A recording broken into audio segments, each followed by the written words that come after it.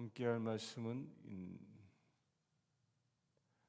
야고보서 2장 14절에서 26절까지입니다. 야고보서 2장 14절에서 26절까지 오늘 보겠습니다.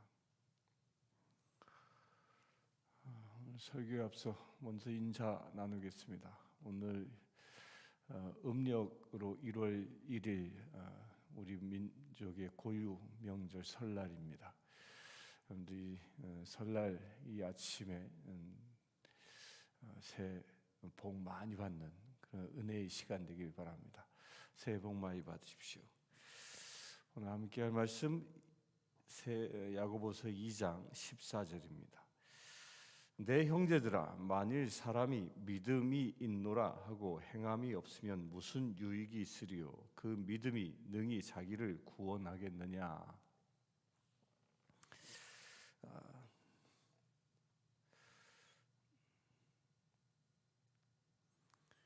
16절까지 봅니다. 만일 형제나 자매가 헐벗고 일용할 양식이 없는데 너희 중에 누구든지 그에게 이르되 평안히 가라, 덥게 하라, 배부르게 하라 하며 그 몸에 쓸 것을 주지 아니하면 무슨 유익이 있으리요? 이와 같이 행함이 없는 믿음은 그 자체가 죽은 것이라. 너무도 유명한 말씀이죠. 사실 이 말씀, 이 구절 때문에 논란이 많이 되어 왔던 구절입니다. 특히 믿음으로 구원을 얻는다라는 이 명제를 세운 마틴 루터는 이 구절 때문에 이 야고보서를 상당히 격하기도 했습니다.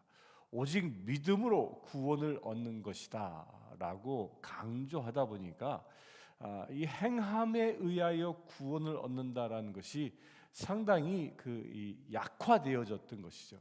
그런데 야고보서는 무엇을 얘기합니까? 믿음이 있으면 행함이 동반되어야 한다라는 이야기입니다. 내가 믿음이 있다고 하는데 행하지 아니하면 그것은 죽은 믿음이라는 겁니다. 우리 올해 표가 서로 사랑하라라입니다. 여러분들, 서로 사랑하라라는 이 말이 하나님이 나에게 주신 명령이다라는 것을 믿습니까? 우리는 분명히 그것을 믿습니다. 하나님이 나에게 주신 명령이다. 그 명령이다라는 것을 믿기 때문에 그 명령에 순종하여 사랑하며 살아가야 한다는 겁니다. 내가 서로 사랑하라라는 말씀은 믿어. 그러나 나는 너를 사랑할 수 없어 라고 한다면 그것은 믿음이 아니라는 것입니다. 우리가 말씀이 진리임을 믿으면 그 말씀이 진리인 것처럼 그 말씀대로 살아가져야 한다는 겁니다. 따라서 믿음과 삶은 같이 가는 것이지 따로따로 구분되어져서는 안 된다라는 겁니다. 특히 야고보서가 쓰여질 당시에는 이미 이단들이 생겨나기 시작했던 시기였습니다. 교회가 상당히 어려움에 빠졌습니다. 교회가 유대교로부터 박해도 당하고 수많은 사람들이 배교하기 시작했고, 또한 교회 안에서는 영지주의자들에 의하여 이단들이 생겨났던 것입니다. 그 대표적인 이단이 영지주의는 한 번 믿었으면 구원을 얻은 것이고, 내 영이 구원을 얻었기에 나의 영은 거룩하나 육신은 죄된 것이기에 이 삶은 죄악된 것이야. 따라서 삶의 변화를 이야기하지 않는 겁니다. 육에 속한 것은 더러운 것이니까 더러운 삶을 살아도 내 영만 정결하면 구원을 얻는다라고 주장했던 이 영지주의의 이 독소가 교회 안에 있었던 것이죠. 그것에 대하여 경종을 울리고 있는 것이 이 야고보서의 말씀입니다. 믿었으면 믿음대로 살라 하는 것입니다. 하나님은 거룩하신 분이 너희도 거룩하라. 그 거룩하게 살아가야 한다라는 겁니다. 하나님은 사랑이시니 너희도 사랑하라. 그 사랑하는 대로 살아가야 한다는 겁니다. 입으로는 내가 사랑한다 말하면서 행동으로는 사랑의 행위를 구체적으로 보이지 아니한다면, 그렇게 살아가지 아니한다면 그것은 올바른 믿음이 아니란 이단이라는 것이죠.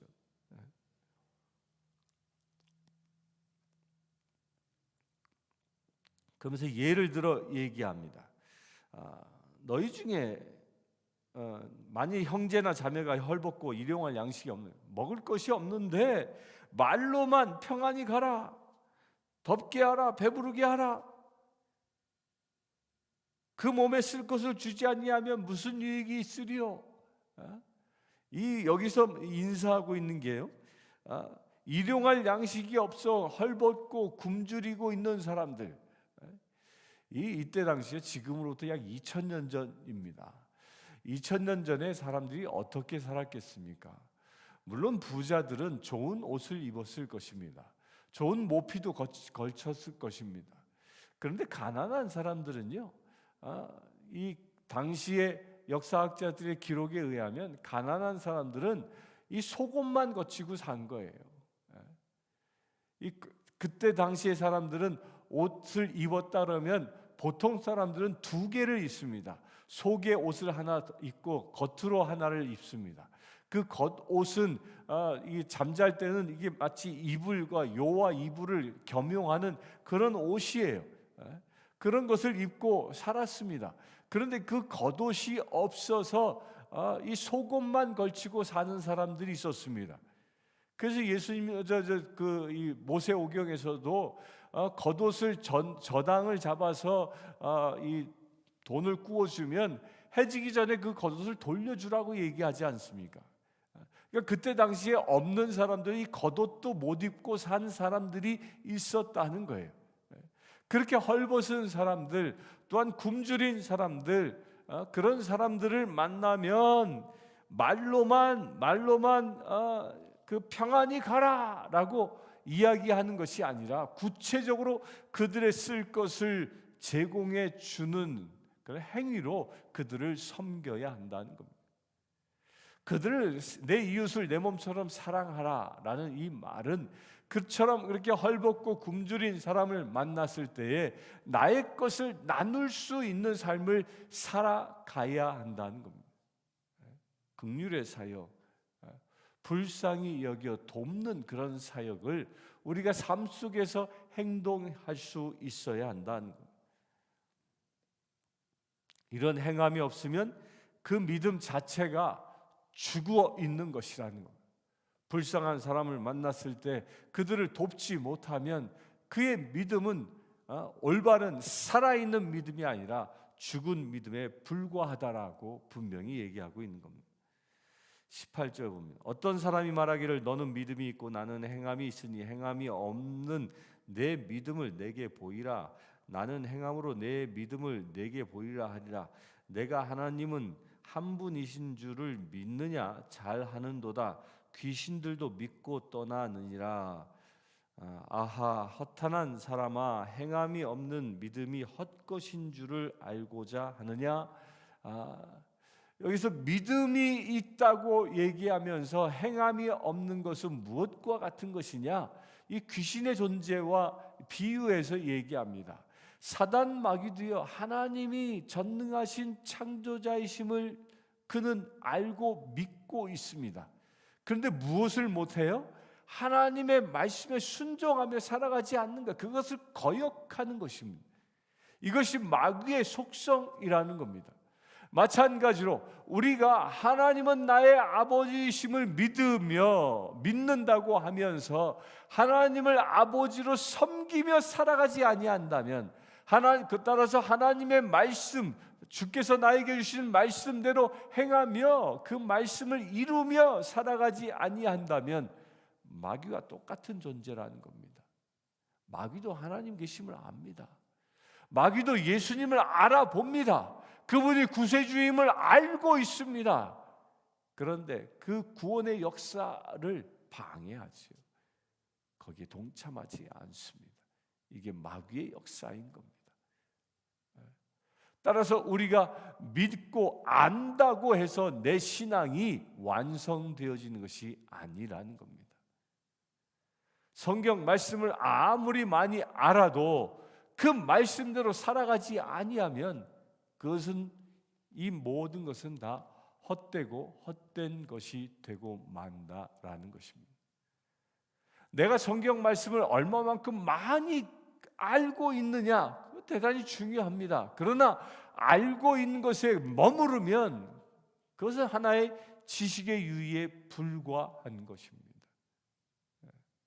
그러나 내가 아는 만큼, 받은 말씀만큼 그 말씀대로 행하고 그 말씀을 실천하며 살아갈 때에 거기에는 소중한 하나님의 은혜가 임하는 것입니다.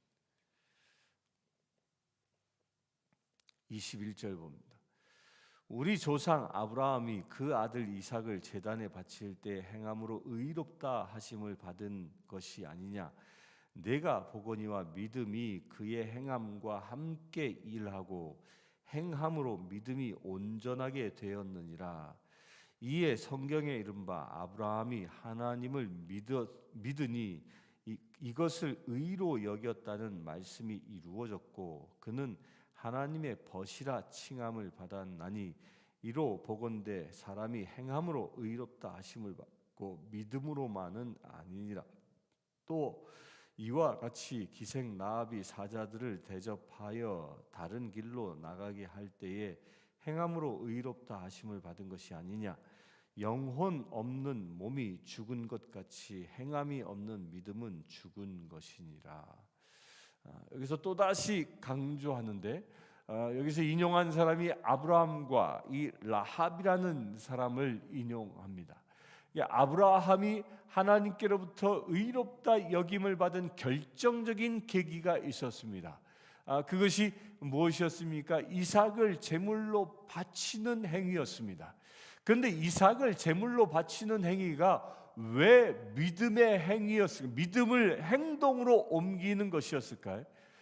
그것은 하나님께서 이삭을 바치라라는 말씀을 듣고 그 말씀대로 따라가는 아브라함의 그 행위를 보면 거기서 우리가 발견할 수 있는 진리가 있습니다.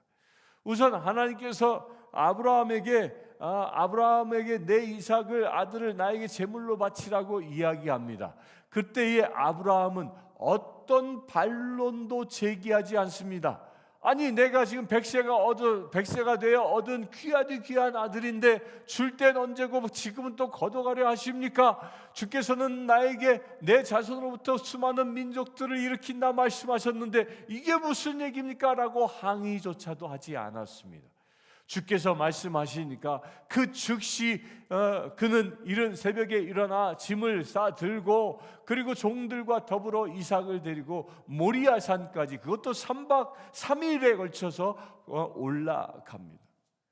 그 3일에 걸쳐서 모리아 산 근처까지 오자 아브라함의 믿음이 어디에서 표현되어지고 있냐면 그때 종들에게 너희들은 여기에 머물러 있으라 하고 이삭에게는 불을 피울 장작더미를 짊어지게 하고, 그 장작이 뭐예요? 이삭을 불태우는 번제 제단에 쓸 장작입니다. 그 장작을 이삭에게 짊어지게 하고 아브라함에게 종들은 그 자리에 남겨두고 아브라함과 이삭 둘만 떠나갑니다. 그때에 종들에게 한 이야기가 있습니다. 무엇입니까? 우리가 돌아올 때에 라고 얘기하며 우리가 다시 돌아올 것이다. 이게 아브라함이 상식적으로 생각하면 무엇입니까? 상식적으로 생각하면 이삭이라는 아들을 데리고 가서 제물로 바치면 누가 돌아와야 돼요?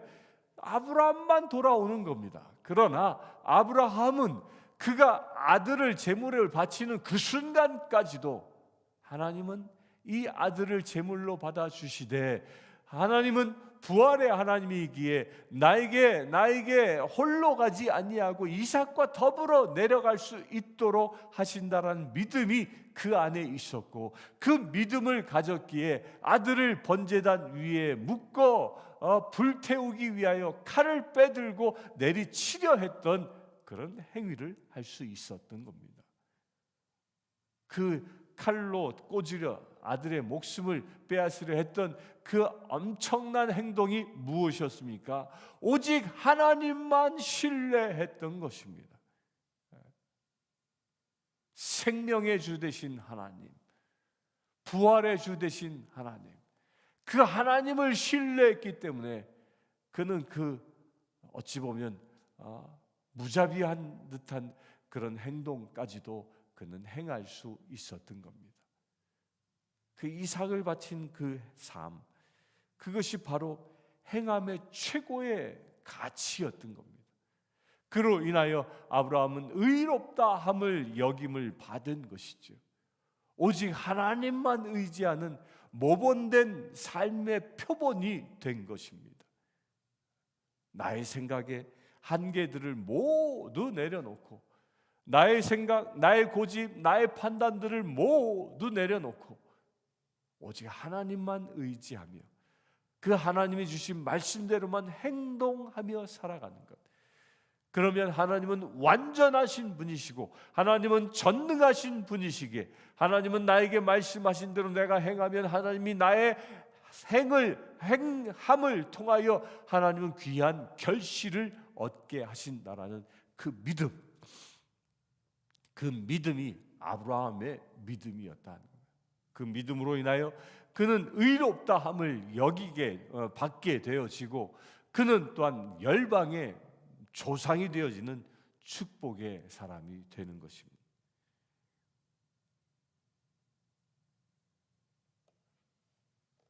또한 기생라합 이야기를 하지요. 기생라합은 누굽니까? 이스라엘 백성들이 여호수아의 인도하에 여리고성을 점령하러 갑니다. 이제 여리고성을 앞에 두고 정탐꾼 2명을 여리고성에 파견하지요. 그런데 그 정탐꾼 2명이 들통이 납니다. 여기에 이스라엘 백성이 이 간첩으로 들어왔다. 그를 찾고자 이 군인들이 혈안이 되었습니다. 그때 이 2명이 한 집에 숨어 들어갔는데 그 집이 라합 기생집이었습니다. 여기서 기생이라고 얘기하는데요, 이때 당시에 이 기생이라는 이 말은 당시 몸을 팔아 먹고 살아가는 불쌍한 과부였던 거지요. 그런 여인 집에 들어가 몸을 의탁합니다. 그때 라합이 그를 지켜주죠. 지붕 위에 숨겨주고 또한 성 밖으로 내보내줍니다. 그런 행동 자체, 곧 하나님의 백성을 보호하라라는 그 마음을 누가 주셨어요? 하나님이 주신 것입니다. 그 하나님이 주셨기에 그는 어찌 보면 여리고 성의 백성으로 목숨 걸고 그 이스라엘 정탐꾼을 숨겨준 것입니다. 그 믿음의 행보로 인하여 라합은 여리고 성이 정복되어졌을 때 거기에 살고 있었던 모든 생명체는 다 죽임을 당하나 그 라합과 그의 가족만은, 그 집안에 머물러 있었던 사람들만큼은 생명을 부지하게 되고, 또한 그 라합은 어떻게 쓰임 받습니까? 그 라합의 후손 가운데 다윗이 태어납니다. 놀라운 축복을 얻는 것이죠. 오직 하나님의 말씀에만 순종하는, 그것을 삶으로 순종함으로 행동으로 옮겼을 때 이루어지는 축복이라는 것입니다. 우리 사랑하는 성도님들, 하나님께서 말씀을 주셨습니까? 우리에게 주신 말씀을 서로 사랑하라 말씀이 여러분들에게 가슴에 와 닿았습니까? 그렇다면 그 말씀대로 행동할 수 있게 되길 바랍니다. 누군가를 정죄하고 비방하고 심판하는 자가 아니라 그들을 용서하고 덮어주고 이해해주고 그들의 필요를 내가 나누어 줄 수 있게 되길 바랍니다. 감시자가 아니라 베푸는 자로. 그럴 때 주님은 여러분들을 보고 무엇이라 말씀하세요? 행하는 믿음대로 살아가는 자라고 말씀하시고, 그렇게 믿음대로 살아가는 자이기에 우리를 보고, 그렇게 살아가는 우리를 보고 너희는 믿음의 자녀로, 믿음으로, 내 믿음으로 구원을 얻은 자라고 말씀하시는 것입니다. 그렇게 믿음을 삶에서 행함으로 인하여 믿음을 완성하여 믿음의 자녀로 온전히 인정받는 저와 여러분들 되실 주의 이름을 축원합니다. 함께 기도하겠습니다. 주 아버지 하나님, 주님의 말씀을 이루는 선한 삶을 살아가기를 원합니다. 오직 주님의 말씀에 따라서 선한 열매를 맺으며 살아가기를 원합니다. 아브라함과 라합이 말씀에 순종하여 위대한 주의 자녀 된 것처럼 오늘 하루 우리의 삶 속에서 말씀에 순종하여 구별된 삶, 하나님의 자녀다운 삶을 살아가는 거룩한 채 되게 하여 주시옵소서. 우리 주 예수 그리스도의 이름으로 기도드리옵나이다. 아멘. 지금 우리 주 예수 그리스도의 은혜와 하나님의 크신 사랑과 성령님의 감화 감동 교통 치유하심이 이 시간 믿음으로 살아가는 주의 사랑하는 모든 죄들 위해 지금부터 영원토록 함께 하실지어다.